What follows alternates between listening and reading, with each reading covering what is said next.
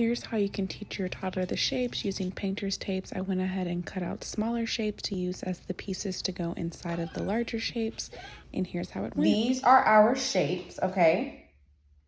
What shape is this? It has 4 sides. Which one goes in there?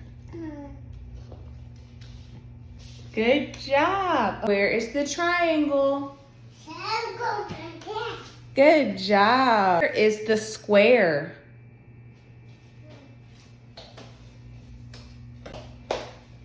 Ryan, find the star.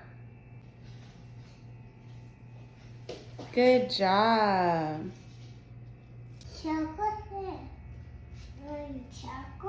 Can you count the circles? Let's count. 1 circle, 2 circle, 3 circle. 4 circles. Good job. You did it. You finished all the shapes. What shape is this? Square. Yeah. What shape is this? Circle. Circle. What shape is this? Triangle. Triangle. Stars.